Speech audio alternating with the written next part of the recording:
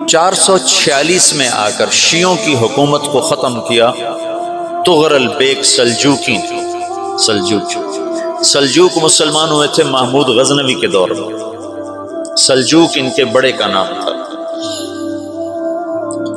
تو ایک دفعہ محمود غزنوی نے سلجوق سے پوچھا اگر مجھے تیری مدد کی ضرورت ہو تو کتنے آدمی پیش کر سکتے ہو؟ تو اس نے ایک تیر دیا، کہا یہ ایک تیر ہے میرا، کسی کو یہ تیر بھیج کر میرے علاقے میں بھیج دو تو چند گھنٹوں میں 1,00,000 تلواریں تیرا پہرا دینے کے لیے تیار ہوں، میرے پاس اتنی طاقت ہے۔ تو یہ سلجوق کی نسل میں تھا تغرل بیگ۔ اللہ تعالیٰ نے جب عرب زوال کا شکار ہو گئے اور ضعف کا شکار ہو گئے، جیسے بڑھاپے کا کوئی علاج نہیں، جب قوموں پہ زوال آتا ہے تو اس کا بھی کوئی علاج نہیں، پھر اور قوم کو جگہ ملتی ہے۔ جیسے بڑھاپا ایک فرد پہ آتا ہے، ایسے بڑھاپا قوم پہ آتا ہے۔ قوم کا بڑھاپا جوانی میں نہیں لوٹ سکتا، جیسے فرد کا بڑھاپا جوانی کی طرف نہیں لوٹ سکتا، قوم کا بڑھاپا جوانی کی طرف نہیں لوٹ سکتا، کوئی علاج نہیں، نئی نسل کا آنا ہی علاج۔ تو عرب دھل چکے تھے، 600 سال بہت ہوتے ہیں حکومت کو، اپنی صفات گم کر چکے تھے، اب نئے خون کی ضرورت تھی۔ تغرل بیگ پہلا شخص تھا جس نے آ کر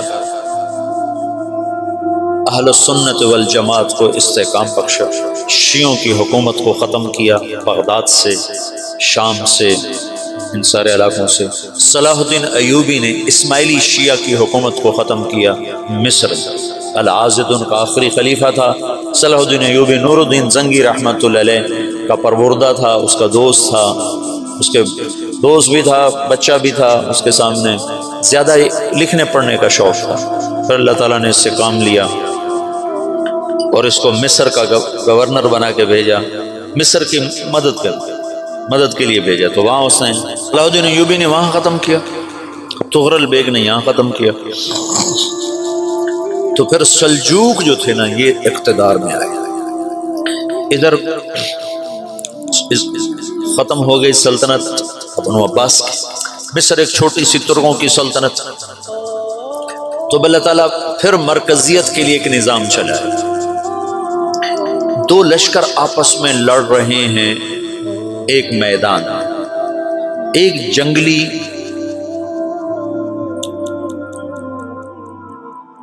بدوؤں کا قافلہ، جنگل کے لوگ اپنے قبیلے کو لے کر، ایک جنگلی قبیلہ اپنے سردار کے ساتھ نقل مکانی کر رہا ہے ایک جگہ سے دوسری جگہ۔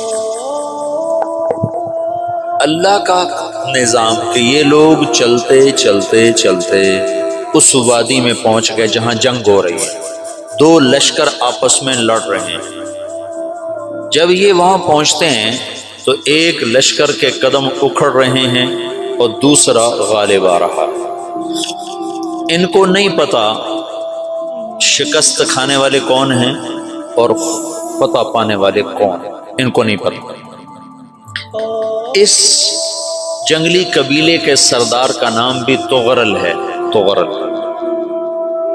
تو یہ سردار کہتا ہے جو شکست کھا رہے ہیں ان کی مدد کرو، کچھ پتہ نہیں کون ہے، کہتا جو شکست کھا رہے ہیں ان کی مدد کرو۔ تو 400 وحشی جنگلیوں نے فاتح لشکر کے پیچھے حملہ کر دیا۔ وہ تو ایک کافی ہوتا تھا، 400 دوڑ جب تلواریں پڑیں تو چند لمحوں میں نقشہ بدل گیا، بھاگنے والے جم گئے اور جمنے والے بھاگ پڑے۔ جب جنگ ختم ہوئی تو شکست خوردہ لشکر کے بادشاہ نے ان کو بلایا، اسے پوچھتا ہے مجھے جانتے ہو میں کون ہوں؟ کہا نہیں۔ کہا تو تم نے میری مدد کیوں کی؟ کہا انسانی ہمدردی کی وجہ سے، تمہیں شکست ہو رہی تھی اس لیے تمہاری مدد کی۔ اور اس نے اپنا تعارف کرایا، میں ہوں سلیمان سلجوقی، ترکی کا بادشاہ۔ مسلمانوں کا لشکر تھا اور تاتاریوں سے شکست کھا رہا تھا، تاتاری فتح پا رہے تھے، مسلمان شکست کھا رہے تھے۔ تو وہ اللہ کی غیبی مدد بن کر آئے، تو وہ اس سے کہتا ہے میرے ساتھ رہنا پسند کرو گے؟ تم نے میرے اوپر احسان کیا ہے، میں اس کا بدلہ دینا چاہتا ہوں، میرے ساتھ رہنا پسند کرو گے؟ کہنے کا کر لوں گا۔ تو اس کو لے کر ترکی آیا، اور استنبول اس وقت روم کی حکومت میں تھا، اسے فتح کیا اس تغرل کے آگے چوتھے پانچویں پڑپوتے محمد فاتح نے۔ تو یہ استنبول ہے، یہ ترکی ہے، بیچ میں ایک چھوٹا سمندر ہے، یہاں ایک جاگیر ہے۔ تو سلطان سلیمان کہتا ہے یہ جاگیر تجھے وقف ہے، ادھر سے رومی مجھے تنگ کرتے ہیں حملے کر کر کے، تو میرا دفاع کرتے رہنا، یہ جاگیر تیری۔ تو اس جاگیر پہ اس نے اپنے قافلے کو آباد کر دیا، اپنے قبیلے کو، اور ایک چھوٹی سی حکومت بنا لی، جو ایک صوبہ سمجھو سلمان سلجوقی کا، وہ ایک چھوٹا سا صوبہ ہے۔ وہاں جب یہ رہ پڑا تو پھر یہ ایک شیخ کے بیعت ہوتا ہے، وہاں شیخ طریقت ہے، ان کے یہ بیعت ہونے جاتے ہیں، وہ اس کو رات اپنے پاس ٹھہراتا ہے، تو ایک کمرے میں ان کو ان کا خادم ٹھہراتا ہے۔ یہ جب کمرے میں جاتا ہے تو سامنے دیوار میں طاقچے پر قرآن پڑا ہوا ہے، تو یہ تغرل بیگ کہتا ہے یہ کیا ہے، یہ کیا ہے؟ تو وہ خادم کہتا ہے یہ کتاب اللہ ہے، قرآن ہے۔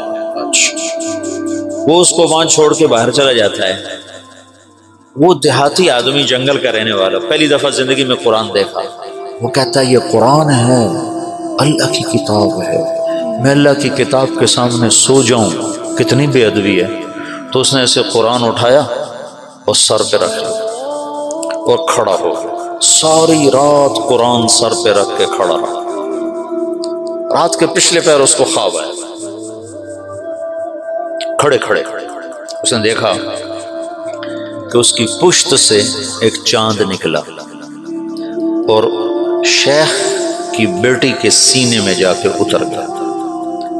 پھر اس لڑکی کے سینے سے ایک درخت نکلا جو پھیلتے پھیلتے پھیلتے 3 بر اعظم پہ چھا گیا، افریقہ پر، یورپ پر، ایشیا پر۔ پھر اس کی آنکھ کھل گئی، وہ کھڑا ہوا ہے، تو اس نے صبح یہ خواب اپنے شیخ کو سنایا، تو انہوں نے اپنی بیٹی اس کے نکاح میں دی تھی۔ اس بیٹی سے ایک بچہ پیدا ہوا، تغرل بیگ نے اس کا نام رکھا عثمان، عثمانی ترک نام سنو، جو میں نے کل بتایا تھا کہ 1924 میں وہ خلافت ختم ہوئی، تو ایک بیٹا پیدا ہوا عثمان۔ عثمان نے پھر ایک نئی اسلامی حکومت کی بنیاد رکھی جو 1924 تک چلتی رہی، کوئی 800 سال یہ حکومت چلی۔ تو حکومت کا شرازہ بکھرا لیکن پھر جڑ جاتا تھا، پر وہ قرن اول والا جوڑ کبھی نہ پیدا ہوا، ٹکڑے بن گئے۔ ان ٹکڑوں میں اللہ لوگ پیدا کرتا رہا جو دعوت دیتے رہے، دعوت زندہ رہی، جو تربیت کا نظام تصوف کے ساتھ تھا اب وہ تبلیغ کے ساتھ۔